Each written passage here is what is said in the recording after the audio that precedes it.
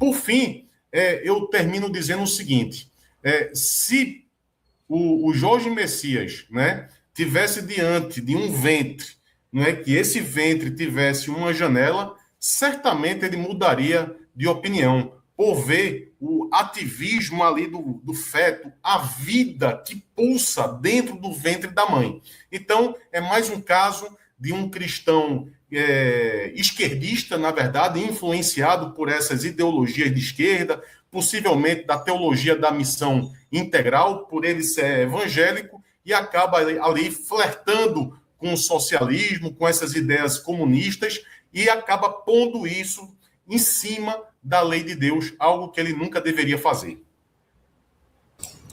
Pois é, eu assino embaixo, estou aqui votando com o relator.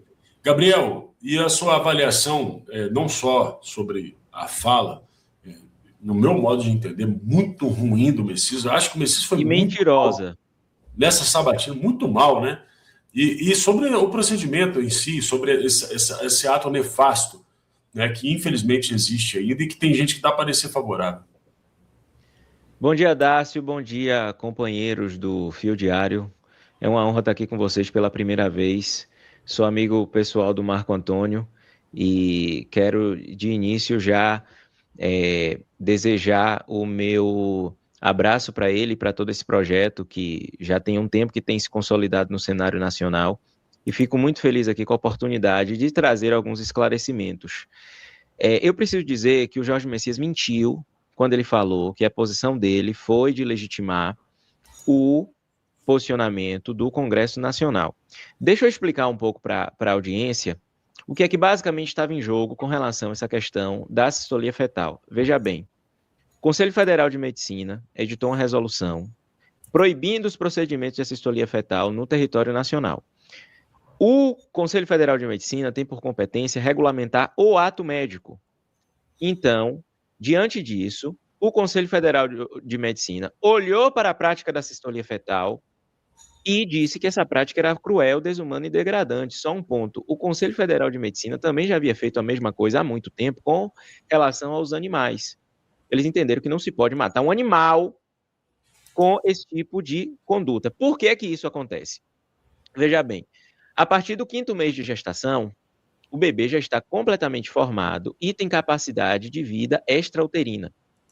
Isso é, na verdade, o que dispõe a literatura médica. Depois de 5 meses de gestação, se você tiver a indução do parto, você tem a possibilidade daquele bebezinho sobreviver fora do útero materno.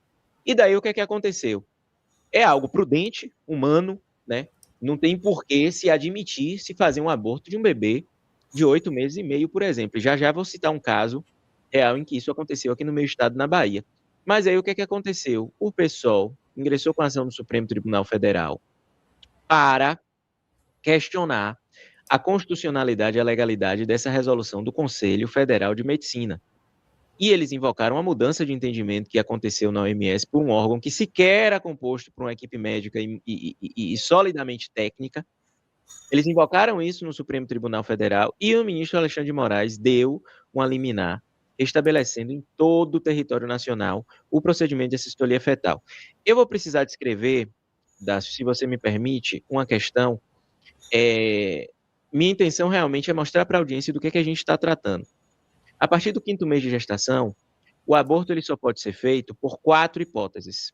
A primeira é por oclusão das artérias umbilicais. O médico vai lá, corta o cordão umbilical, o bebê tem uma parada cardiorrespiratória na barriga da mãe e morre.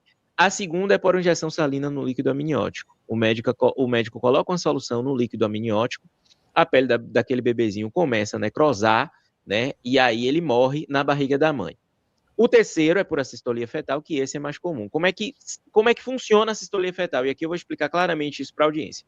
O médico pega um ultrassom, vai passando na barriga da mãe até tentar achar o coraçãozinho da criança.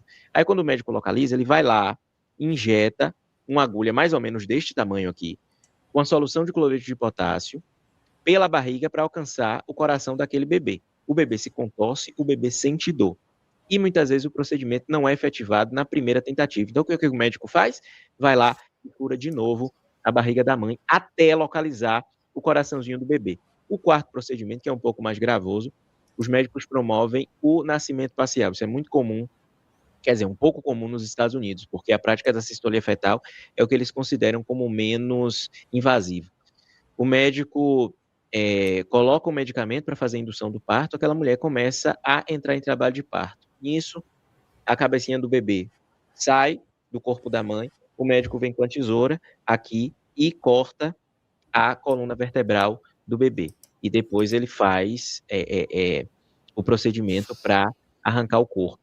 Então a gente está falando de um ato de extrema crueldade, de um ato de tortura. Não existe a probabilidade de alguém olhar para isso e dizer que é algo legal, algo legítimo, que é um direito humano. O Messias, no seu parecer, consagrou todo o entendimento do pessoal, disse que, de fato, aquela resolução era ilegal. Por que o Messias pensou dessa forma? Porque existe um mito no Brasil. E a gente poderia corrigir isso por meio de uma interpretação legalista do Supremo Tribunal Federal, por isso que tirar o Messias dessa vaga foi algo muito importante para o segmento da vida. Existe um entendimento no Brasil de que existe um dito direito subjetivo ao aborto legal.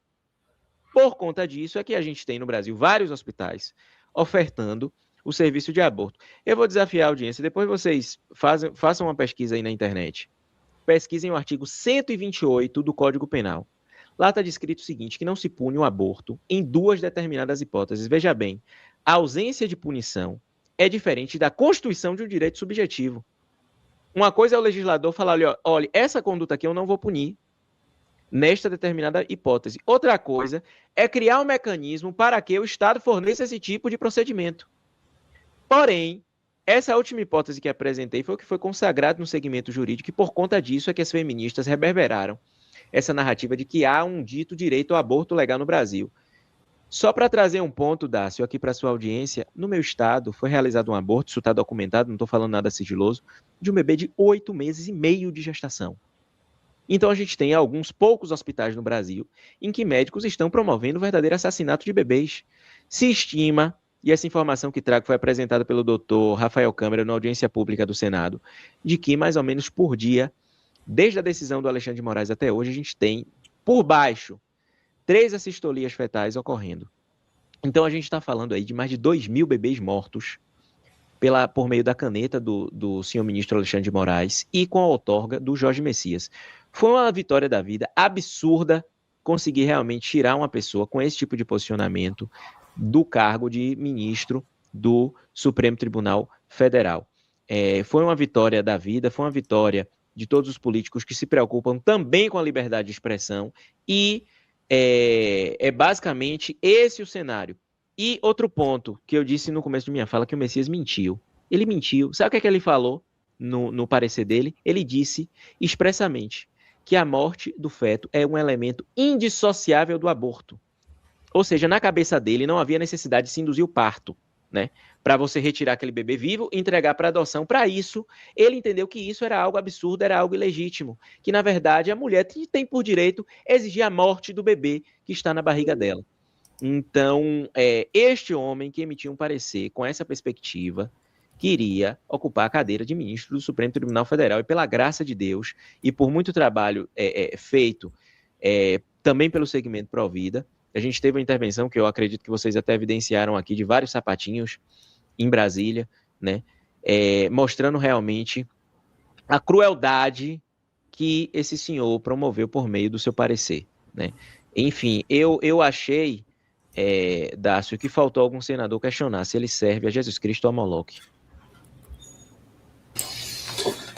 Olha, eu admito, Gabriel, que é muito duro a gente escutar detalhes do procedimento. Não sei se você vai comentar alguma coisa sobre isso, meu amigo Adriano, mas assim, você saber que uma criança está sendo despedaçada e que eles tratam disso de uma maneira, muitas vezes até lúdica, né? Eles tratam disso como um direito, e eu estava lendo o parecer do Messias em relação à sistolia da AGU. Ele dizia sobre o direito aos vulneráveis, que a Constituição garante. Vulnerável para ele é a mulher que está matando a criança nesse sentido. E eu gostei da sua descrição, vou falar por quê. A nossa audiência agora de manhã, daqui a pouquinho, tem gente preparando o almoço, tem gente que está trabalhando, escutando aí no celular, tem gente que está dirigindo, enfim. Mas vocês imaginam que falar a verdade é necessária para que as pessoas tenham a dimensão da maldade da esquerda, em todas as áreas.